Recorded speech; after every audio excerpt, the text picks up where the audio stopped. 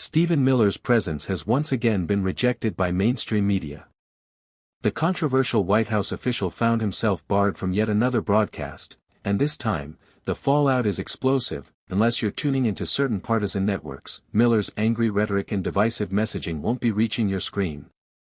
He's been shut out. And despite his fury and public meltdown, the decision stands firm, but here's where things get darker. Even with Donald Trump's growing influence over major media corporations, including CBS, Miller still got the boot. And that's saying something. Last night, a bombshell story unfolded. CBS made the stunning decision to pull a critical 60-minute segment about Secot, El Salvador's notorious mega-prison where deported migrants face alleged torture and inhumane conditions. The segment was killed just 3 hours before airtime. This isn't just media bias. This is corporate censorship at the highest level. And it reveals the hypocrisy behind the so-called free speech warriors of the MAGA movement. But before we dive deeper into this unfolding scandal, we need to understand exactly what happened, and why Stephen Miller's humiliation is far more significant than it appears. About the 60 Minutes episode of Secot that was killed by CBS News Tonight, according to reporters from Puck, it looks as though Barry Weiss killed it herself. She saw it, according to Dylan Beyer. She saw it on Friday. She decided to effectively kill it. The official CBS statement, according to Puck, was, hey, needed additional reporting. But the truth is, sources tell Puck News that this didn't need additional reporting. It didn't need additional vetting. It was approved by the lawyers. Everyone looked over it. In the history of 60 Minutes, canceling an episode, let alone this one about Secot, is unprecedented. And it's media censorship clear as day. They didn't want 60 Minutes Barry Weiss. They didn't want to show the torturous conditions inside Secot because it would offend the Trump administration, and well, everyone needs to know that. Let that sink in for a moment. Barry Weiss, the Trump-aligned editor-in-chief at CBS News, personally intervened to kill this story. According to investigative reports from Puck News, Weiss reviewed the segment on Friday and made the call to shut it down, the official statement. Additional reporting needed.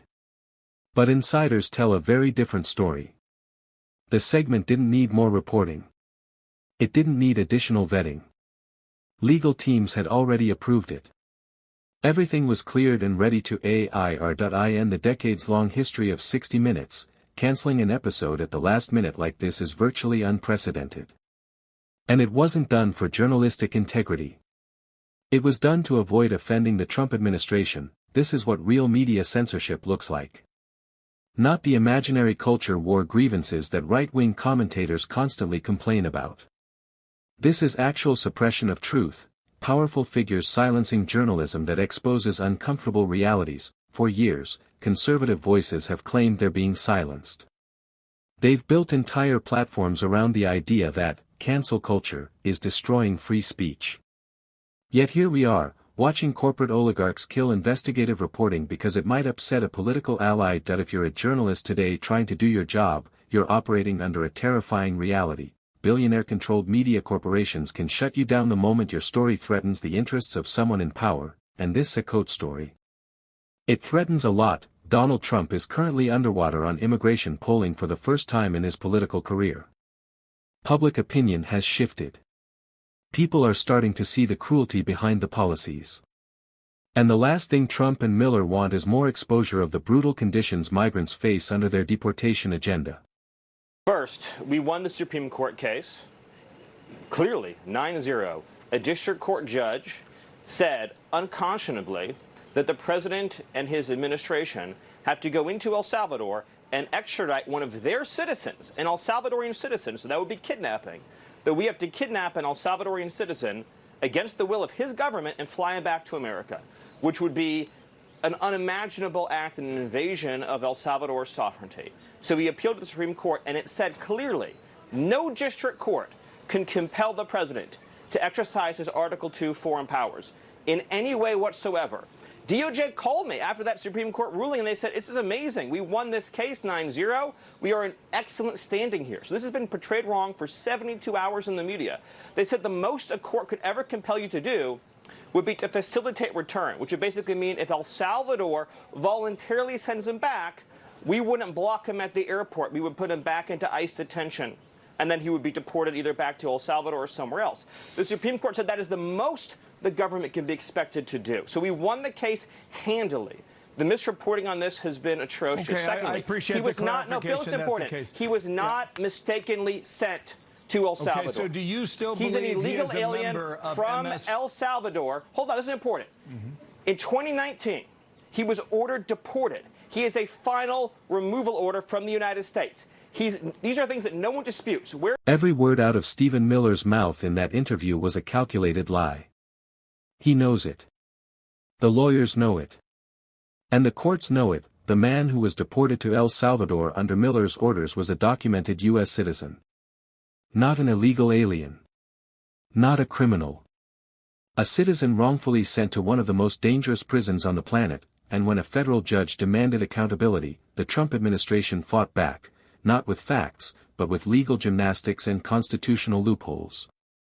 They appealed all the way to the Supreme Court, claiming presidential authority overrides human rights violations. Miller stood on television and declared victory, framing the ruling as vindication. But it wasn't. It was a procedural technicality that allowed them to avoid immediate consequences. The core issue, the wrongful deportation of an American citizen, remains unresolved, and this is exactly why Donald Trump pressured CBS to kill the 60-minute segment. He doesn't want the American public seeing the full scope of Miller's immigration operation. He doesn't want people to know about the torture, the wrongful deportations, or the systematic abuse of due process. Enter Barry Weiss, the so-called journalist who now serves as Trump's gatekeeper at CBS. When Larry Ellison, the billionaire tech mogul worth over $200 billion, moved to acquire CBS, this was always the plan. Not to improve journalism. Not to uphold integrity. But to control the narrative. Weiss didn't just kill the Sakote segment. She offered a trade. She told the 60 Minutes team that if they wanted to air the story, they'd have to balance it with an interview featuring Stephen Miller himself. Think about that for a second. A well-researched, legally vetted, interview-based report about torture and human rights abuses, and that a solution was to let the architect of that abuse come on air and spin propaganda. The 60 Minutes veterans refused. And rightfully so. Including Miller's voice wouldn't have added balance. It would have poisoned the entire piece with lies and manipulation, but here's the most telling part of this entire saga: Miller was desperate to get on air. He keeps a personal record of every single media appearance he makes. Every radio interview. Every television segment. Every printed quote. He's obsessed with his public image. Despite his reputation as an antisocial operative who works from the shadows, Miller craves the spotlight.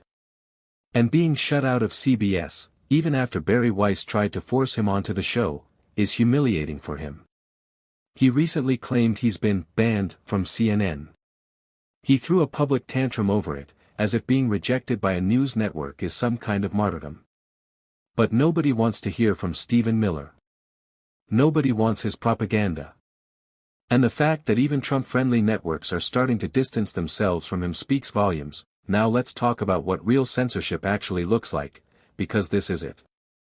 This is the playbook. When billionaires like Larry Ellison buy up media companies, it's not about free markets or innovation. It's about control. It's about installing loyalists like Barry Weiss who will kill stories that threaten powerful allies. Weiss has already destroyed CBS's credibility. Her disastrous Erica Kirchner town hall bombed in ratings. Her previous outlet, the Free Press, is a billionaire-funded propaganda machine that pushes extreme Zionist narratives and justifies atrocities against Palestinian civilians. One of the most grotesque pieces the Free Press ever published tried to argue that starving children in Gaza weren't actually starving, because some of them died from other injuries first. As if being blown apart by Israeli airstrikes somehow invalidates the fact that they were also being systematically starved. That's the level of moral bankruptcy we're dealing with. And now she's applying the same playbook to Trump's immigration policies, defending ethnic cleansing, justifying brutality, and silencing anyone who dares report the truth. Let's be crystal clear about what's happening here. Trump's immigration crackdown isn't about law and order. It's not about national security or economic stability. It's about race that they're targeting people who look different. They're using racial profiling to justify mass deportations. And they're doing it with the full backing of corporate media titans who profit from chaos and division. Stephen Miller is the face of this operation. And honestly, he looks the part. Pale, gaunt, and perpetually angry, like a gargoyle that came to life and decided its purpose was harassing black and brown communities. No one at CBS or 60 Minutes wanted to give him a platform. And that decision, as controversial as it might seem, was the right one. Because platforming Miller wouldn't have been journalism. It would have been complicity, but we can't just celebrate Miller getting kicked off air. We have to fight back against the larger system that allowed this censorship to happen in the first place. We have to demand accountability. We have to tell the real stories about how immigrants are being treated, and what they contribute to this country. President Trump has made it clear that he only opposes lawful immigration when non-white people immigrate to the United States. His immigration agenda isn't about public safety or economic stability or jobs, it's about racism. It was racist during his first administration, it's racist now. And like his first administration, he's hired a bunch of racists to carry it out. In fact, I'm gonna pause here really quickly. I know we're talking about TPS, but I don't know if anyone else has mentioned the fact that ICE agents were literally dragging a pregnant woman just this week in a viral video. So don't tell me that this isn't about cruelty, because it is. Congresswoman Jasmine Crockett just laid it out perfectly. This isn't about legality. It's about cruelty. It's about racism.